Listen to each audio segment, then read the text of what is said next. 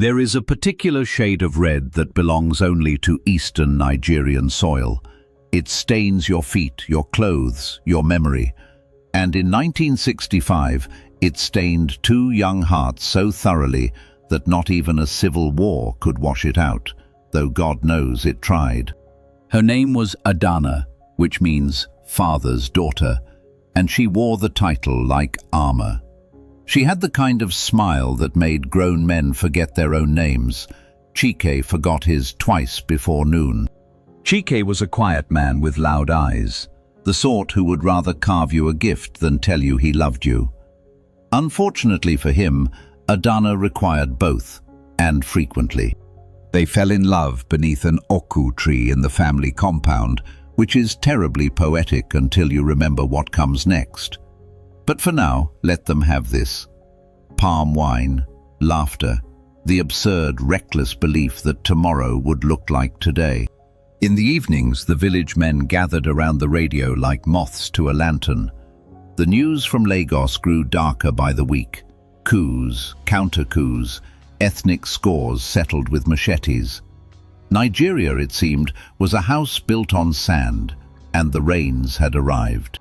In 1966, the killing began in earnest. Igbo families in the north were dragged from their homes, butchered in markets, in churches, in the streets. The word pogrom is clinical. What happened was not. 30,000 dead, and the world barely blinked. Trains arrived in the east carrying survivors. I use the word loosely. Some had lost limbs, others had lost language entirely.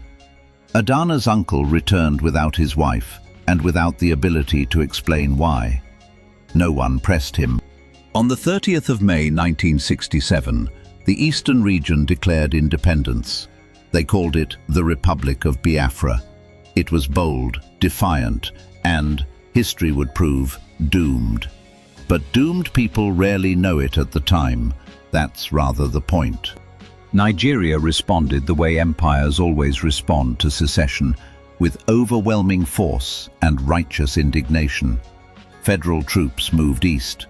The Biafran army, passionate but outgunned, prepared to fight a war most generals already knew they couldn't win. Chike did not want to be a soldier. He wanted to be a carpenter. But war has never once consulted a man's career preferences. He tied a red cloth around his arm, the Biafran colors, and held Adanna's face like he was memorizing a map he might never read again. "I will come back," he told her. She gripped his hands and said, "You must, or I will come and drag you back myself." He laughed. She did not. There was nothing funny about it. He marched down that red dirt road with a column of young men who had been farmers and school teachers last month. Chike looked back once. Adanna stood exactly where he'd left her, as if moving would break the spell. It wouldn't. The spell was already broken. Nigeria blockaded Biafra. No food, no medicine, no mercy. It was a strangulation strategy, and it worked with horrifying efficiency. Within months, starvation became the war's true general, killing more than any bullet. Adanna refused to simply wait. She volunteered at a makeshift hospital in Umuahia, where the floors were dirt and the supplies were prayers. She held dying boys who called for their mothers. She learned to stitch wounds by candlelight. She became something harder than the girl beneath the tree. One night, soldiers carried in a man so broken she almost didn't recognize him, almost. Then she saw the red cloth, filthy and blood-soaked, still knotted around his arm. Her legs gave out before her voice did. He was alive, barely. A bullet had carved through his shoulder, infection had followed, and malnutrition had done what infection couldn't finish. He drifted in and out of consciousness, muttering names she didn't recognize. But once, just once, he whispered hers. Now, a word about Okoro. Every war story needs its Judas, and Okoro filled the role with remarkable enthusiasm. He had been Chike's closest friend, the kind of man who would share his last yam with you, right up until he discovered that betrayal paid better. War makes economists of us all. Okoro calculated that loyalty to a losing cause was a poor investment, so he began feeding intelligence to federal informants, troop positions, supply routes, names. And one night, with the casual cruelty of a man who has already made his peace with damnation, he sold Chike. They came for Chike before dawn. Federal soldiers dragged him through the mud while the compound watched in silent horror. He didn't scream. He didn't beg. He simply looked at the faces around him, searching for the one that wouldn't meet his eyes. Okoro's was nowhere to be found. Adanna received the news the way a cliff receives the sea, silently and with something crumbling beneath the surface.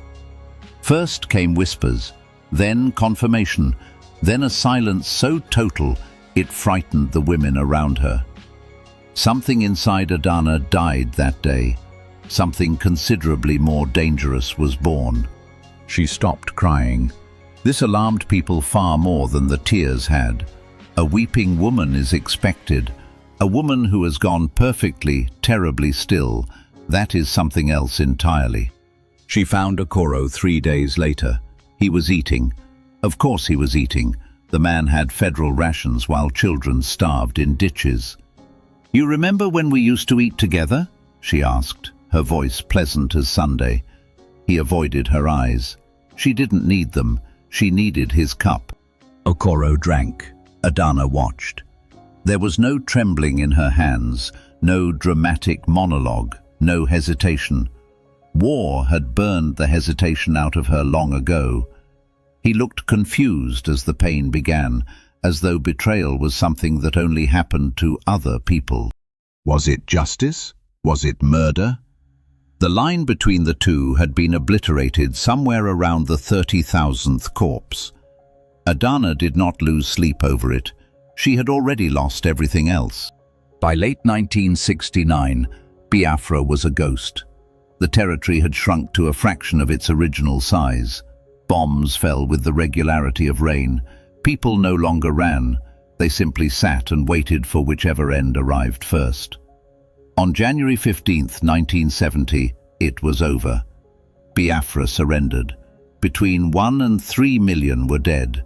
The math depends on who's counting and who's trying not to. The war ended. The suffering did not. It merely changed its uniform. Villages lay in ruins. Families were scattered across a country that wanted desperately to pretend none of this had happened. No victor, no vanquished, the government declared, which was a lovely sentiment and an absolute lie. Adanna returned to her village, or what remained of it. The compound was empty.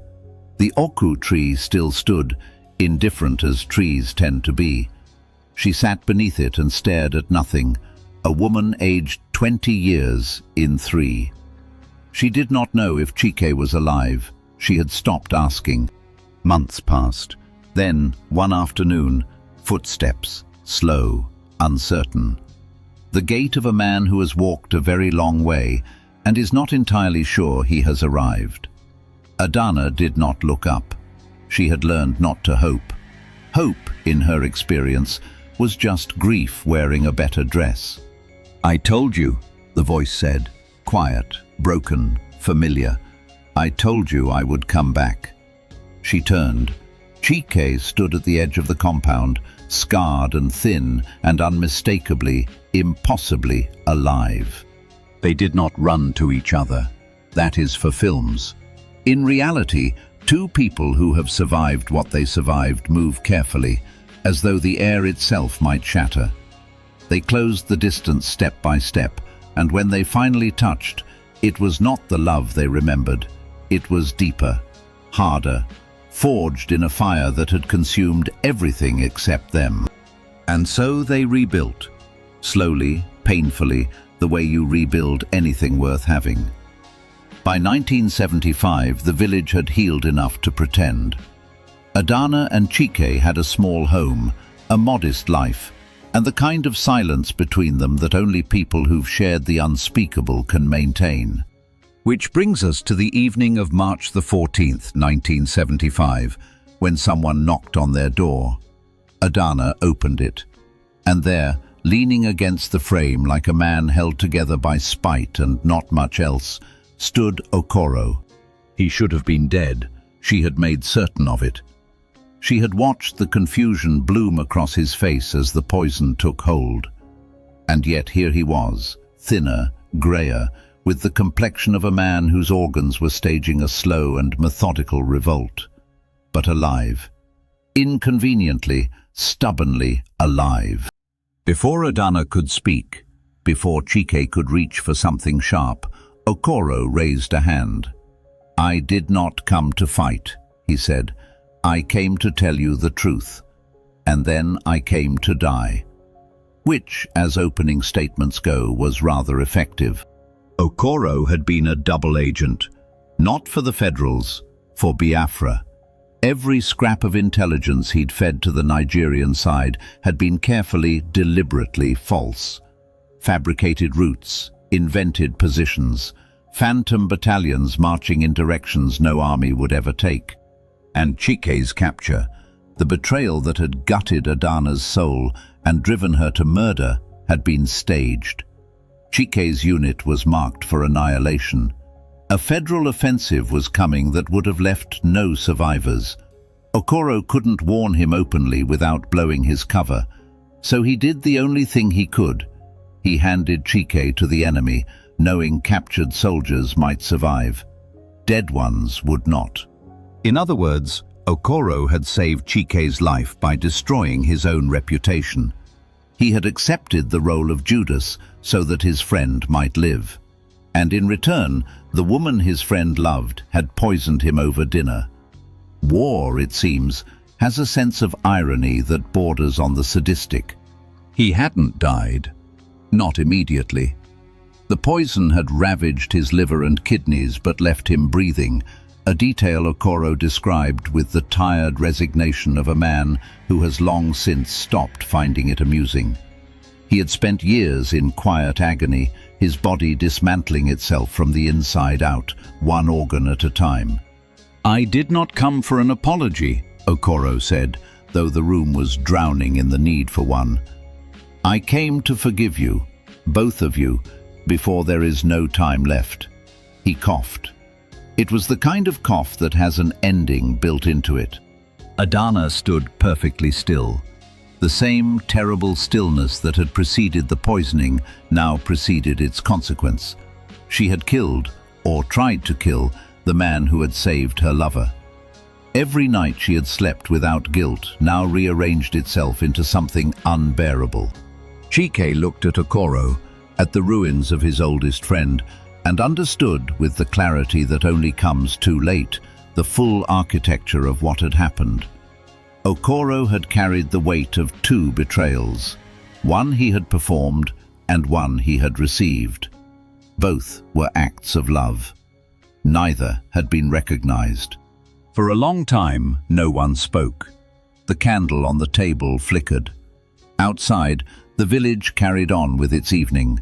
Children laughing, women calling, the ordinary machinery of life grinding forward. Inside that room, three people sat with a truth so heavy it bent the air. Okoro rose slowly, the effort visible in every joint. "The war took everything from all of us," he said. "I wanted to make sure it did not also take the truth." He looked at Chike one last time with something that might have been a smile. Then he walked out into the evening, and he did not come back. Adanna and Chike sat in the silence he left behind. There are no words for learning you have murdered your savior. There are no rituals, no prayers, no amount of red earth you can press to your forehead that will undo it.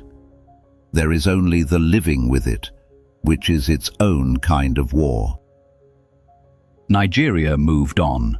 It rebuilt, rebranded, and politely asked everyone to forget. And most people did, because forgetting is what the living do best. But the red earth remembers. It holds the blood, the footprints, the stories that governments would rather file under regrettable. Somewhere in a quiet village in what was once called Biafra, two survivors chose to love again.